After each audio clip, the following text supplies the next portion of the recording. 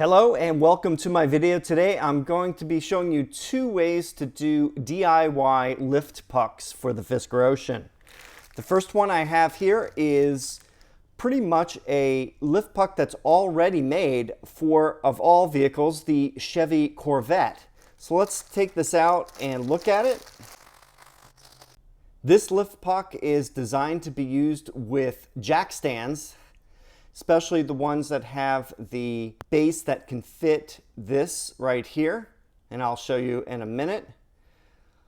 What we need to do is, this top here is specific to the Corvette, which we don't need. We need just the cylinder part of the post. So what I'm going to do is remove this part right here with a hacksaw, and then we will have access to this post. The post will be a little bit thin to fit on the vehicle. It won't stay in. So I'm going to apply some gaffer tape, and then it will be able to stick into the opening on the jack point. Here's the example of a jack stand. And if you see the lift puck here, it would get inserted over that, and that's how it would mount. So if you put this underneath the car, this is a good location for it. You could also use this on a floor jack if you needed to. And the package I ordered comes with two of these. So you would have the ability to use two of these on the vehicle, either two on one side or two on the front or two on the back for the jack points of the vehicle. So let's remove the top portion right now.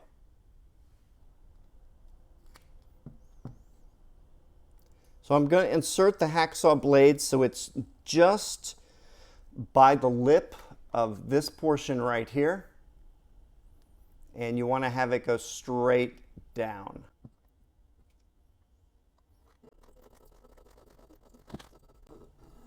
All right, there we go. Got some rubber here, so we'll vacuum that up. But here you can see the top part, which we can discard now. And what we're left with is the base of the post, which we're going to make a little bit thicker. So let me show you how to do that.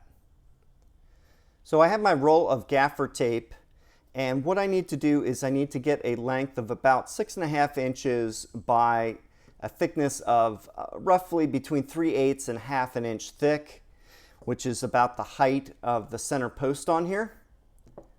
So what I did is I just cut some strips on here, and I'll remove these and show you how that works.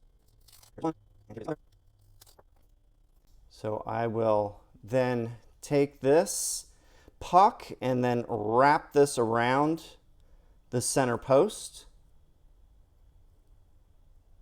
This is a rough approximation.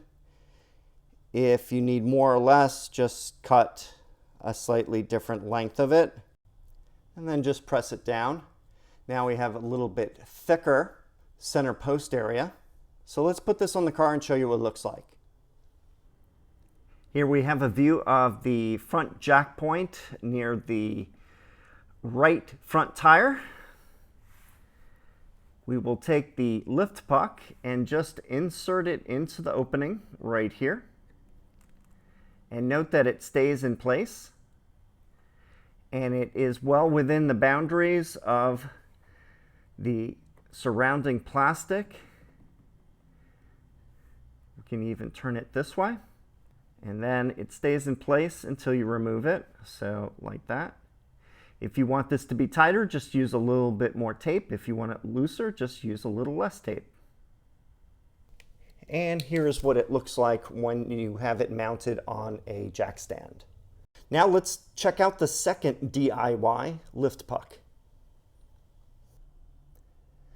Several years ago, I did one of my earlier DIY videos, and I demonstrated how to make a lift puck for the Tesla Model 3 using some components you can find on Amazon. And here's an example of one that I made.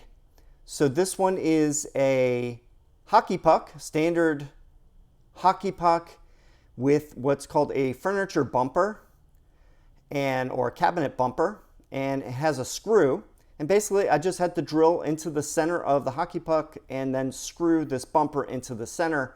And this is what gets inserted into the jack point of the Model 3. It's a fairly wide center post.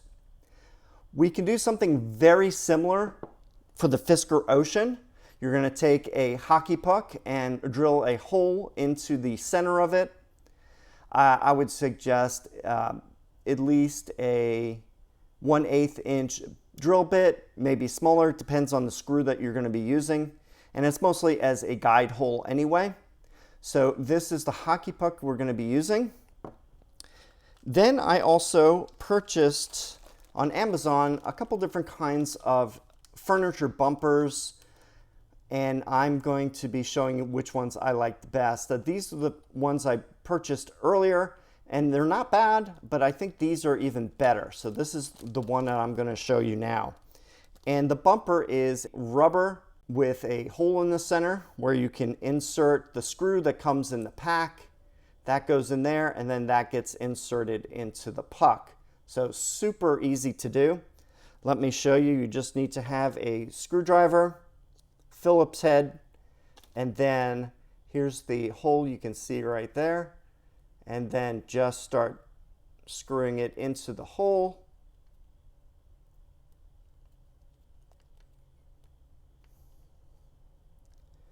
And then when it's tight, it is fully installed. So that is it. It is super easy to do. Let me show you what it looks like on the Fisker Ocean's jack point area. And here we are again by the right front of the vehicle with the jack point right here. Here's the one that I just showed you that I made with the hockey puck and the furniture bumper. You would just insert this into the hole, and then that's it. It will stay in place while you put a jack stand underneath it, or if you need to use a floor jack, the floor jack with a 3-inch or larger saddle should be able to fit the hockey puck. And notice that it does go within the outline of the plastic on the underside of the car so that there's no damage to this area. And this fully supports the vehicle on the jack point. Let me give you some other angles of it.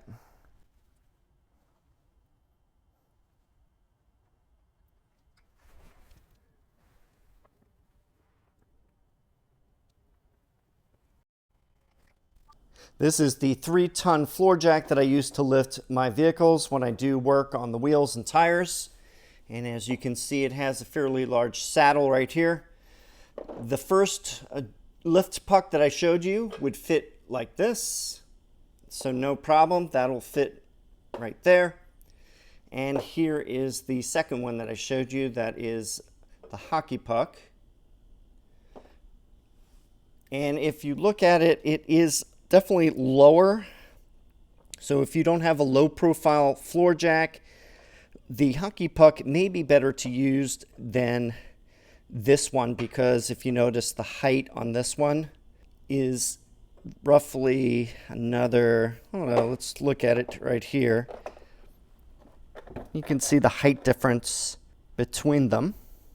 So depending on what your use case is, you can purchase 2 or 4 of these, or 2 or 4 of these. I would recommend having at least a set of these in the cargo area of your vehicle in case you have an emergency, such as a flat tire, or you need to go to a tire shop and have the wheels and tires worked on. So definitely making a set of 4 of these is a good idea, and it's fairly inexpensive.